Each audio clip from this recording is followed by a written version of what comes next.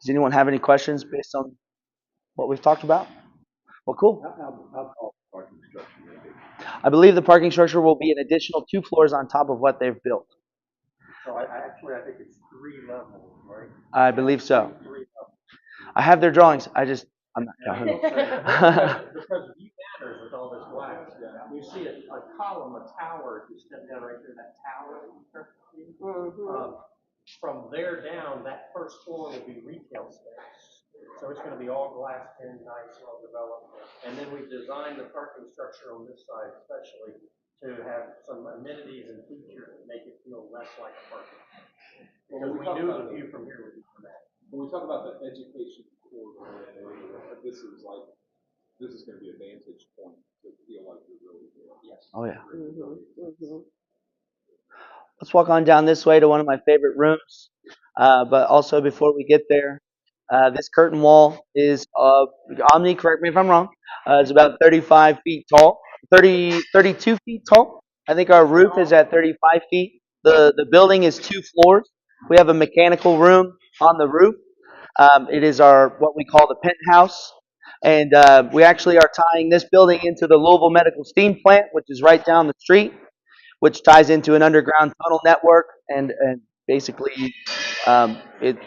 Correct me if I'm wrong, but it's the intent of becoming energy efficient with our mechanical usage, and this building meeting certain criteria for energy efficiency. So we're really governed by a lot of things that tries to push us into the modern sort of building criteria. Especially with having labs, like chemistry labs, especially with fume hoods, there's a lot of exhaust happening. So on the design side of things, we very energy conscious to not make the sort of be as efficient and sustainable as we can. Yeah. So this is one of my favorite spaces inside. There will be a little lounge area here, and then of course, whatever the college wants to do. But if I was a student, I would want to sit right here at a table, drink my coffee, and just watch the traffic, see the skyline. It reminds me of being in Lexington on UK campus, but Louisville and all of its glory, and the Omni Hotel, and then of course all the other buildings. So this is one of my favorite spots. What our outside veneer will be. Correct me if I'm wrong. Similar to health science or the It will be more actually closer to Amit. Amit. That's right. It's Amit. kind of like a silver metal panel type Yeah. finish. So what Omni has designed is basically our exterior veneer will transition smoothly along its slope and become the ceiling inside, kind of bringing outside to inside. Another one of my favorite areas. You can't go in there at this time, but we can all peep through. This room has a tremendous amount of windows. So if I was a student, I would basically there's 1, 2, 3, 4, 5, 6, 7 12-foot tall windows. We're currently installing them now, which is a cool opportunity to see that in action. But lots and lots of natural light during class. If you're tired, and it's sunny outside, there's no way you can fall asleep. But each window will have shades, so if the staff wants to, they can basically limit that. And we have short throw projectors, just like the Emmett building. Every room has short throw projectors and their marker boards. We finished our bathroom tile. We should be able to walk in there. I think we grouted yesterday, but we'll take a look, peep in, and see what our bathrooms look like. Yeah, so it looks like the guys didn't tape it off, so we're gonna trust them that we can walk on it. But we got our restrooms, which are basically the same top and bottom, and there will be a men's, women's, and sort of a gender neutral or staff. Single, can't remember the name of that one, but so it's kind of dark now. But as you imagine, a very large, natural, just full glass wall of light coming in through all the way through here. And I think you guys have chairs and tables here, if I'm not mistaken. Maybe not. Well, I think our floor plan shows something. It definitely shows it in front of that window. Definitely.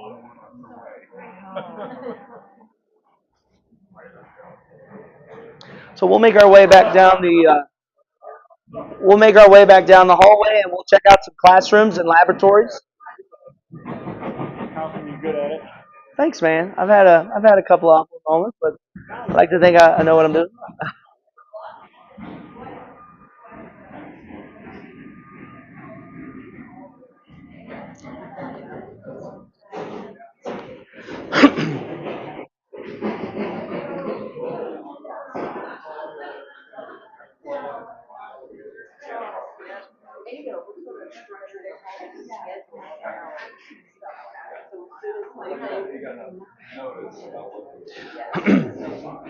This room on your right is a quiet study. It's where people can come and kind of get their homework done, or if they have any last minute touch ups on some papers, they could work in that space. The room we're walking into now is the general chemistry laboratory. How appropriate. We'll have lots of chairs, islands, chairs on either side of the island. We'll have, this is the general chemistry lab. Our stub ups are for sinks in the islands on either, looks like either side. Most of the labs are, if they have built-in work, have two or three islands, for 24 students. Yep. And then we have fume hoods, which I'm not sure if everyone knows what those are, but they allow students to engage with basically their chemicals or other compositions, and then the exhaust. We'll take that on up and out of the building, but you'll see a large three fixture stack on the building if you ever see any drone photos. I love taking those and sharing those, but that is our exhaust unit. So everything that we see here ties into that exhaust unit and draws that air, keeping our students safe. So we'll pass on through over to the chemistry prep, and then we'll pass on through to the organic chemistry lab.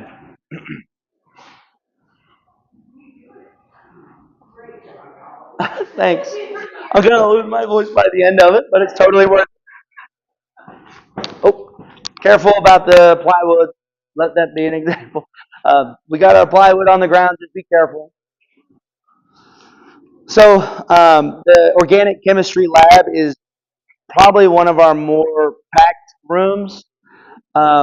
We have islands in the center, and then of course fume hoods on either side. So I imagine a lot of activity in this room, a lot of learning. And you kind of see even just the above ceiling condition, right? There's got all the exhaust for all these fuses. There's a lot of things happening. Yep. Every room will have 10-foot ceilings. Some will have 10-foot 8. I think the hallway at second floor is a 9-foot ceiling. And then downstairs, we actually have a 10-foot ceiling in the hallway. So lots and lots of tall, grand, perspectives, kind of just giving us a, higher level of education.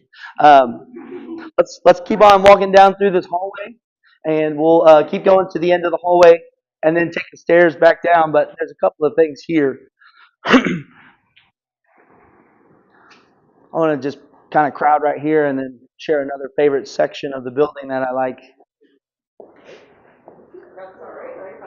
This area is one of my other favorite perspectives. There's a lot of geometry happening. We transition from acoustical ceiling grid to hard ceilings, down to the staff or teachers or whomever will occupy these spaces.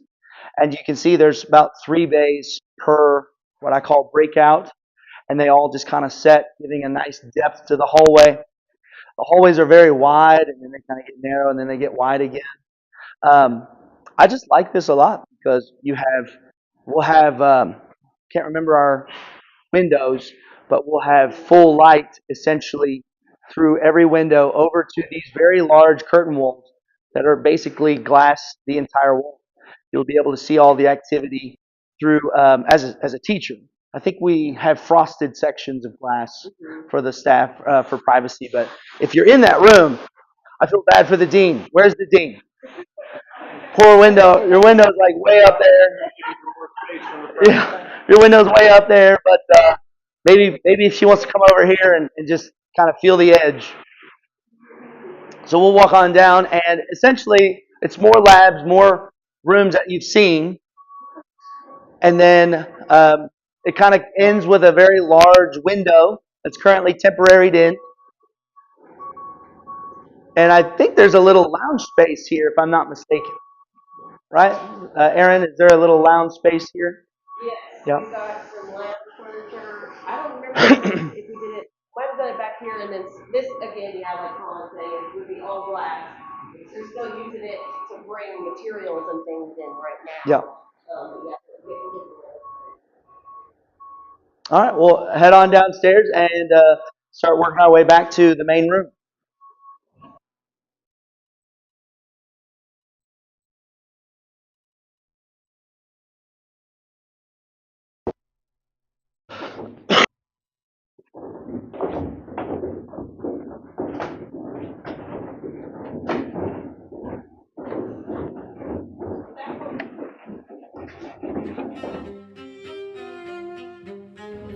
Hey, I know you're watching the live stream right now, but I want to take a moment to tell you to check out this new book right here over my shoulder.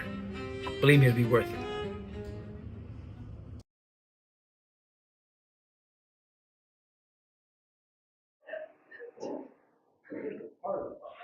Yeah. So yeah, that's why it won't heat up. I told our guys, I was like, why do we lock the doors at night? They can just crawl in, just shimmy through the footings. Yeah.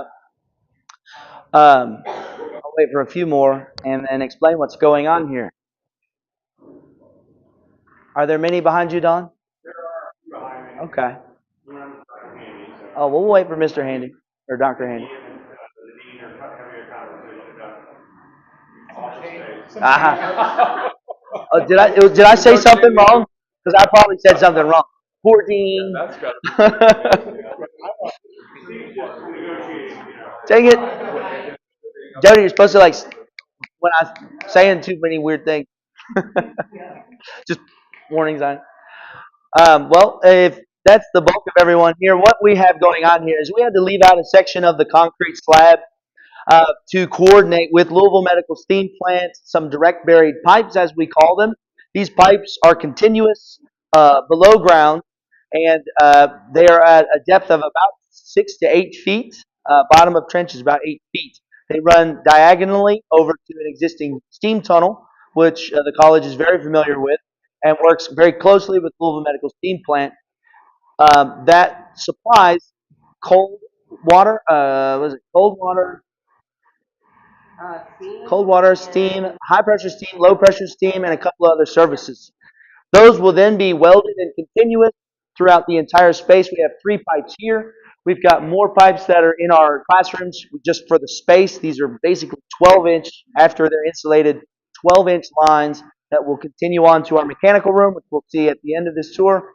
And then they go straight up to the penthouse where they feed and service the units that'll service this building.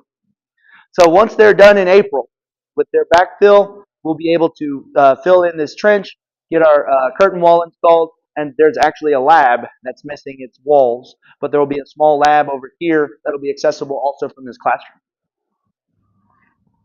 So we'll walk into this room and ground floor geology.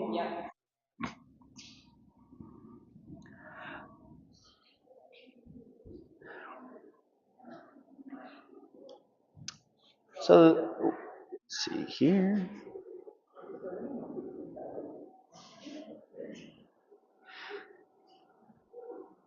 Physics and astronomy is next. That's like my geeking out. That's right. Careful with the floor boxes, but this is the geology room. In here we have very special fixtures. I can't stop bugging people about is our slotted channel framing for what we call linear hang points. This is where they can do. It's not only in the geology lab but the physics lab. But maybe they change the rooms. The room name could be whatever it needs to be. But they can do physics activities using this unistrut that'll be at the ceiling elevation. There will be basically, it looks like proposed tables and chairs, and then we'll have a teacher's desk with short-throw projectors and marker boards. We'll also break off into what is called a mud room. How appropriate. Is that where they have like their sieve samples and things? Yeah. We'll head into my next favorite in college was physics, and that was fun. Just be careful with those boxes. Essentially the same room, but a little different. Same slotted channel, lots of mechanicals above ceiling, high ceilings. You can see our wall mold is starting to set the ceiling grid that we will start on Monday. So this place will change again completely in its aesthetics. We'll also start our above ceiling after Monday with our lay-in fixtures, our lighting, our GRDs, or girls registers, diffusers, and fire sprinklers, and fire alarm, and all kinds of great things. All right. When did you break ground? We broke ground on February 29th of 2024.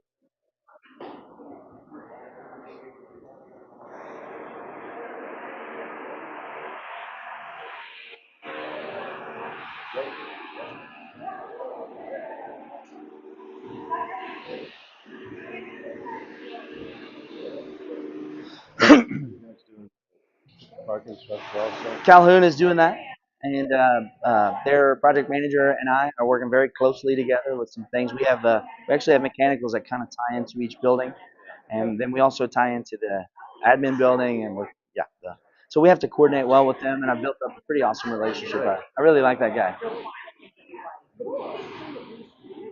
Oh, there's one chair left because I forgot first one. Yeah, that's kind of the tour. That's pretty much it. But if you want to know, another one of my favorite spaces, just because it opens up into a really grand perspective. Can't stop taking enough photos of this thing.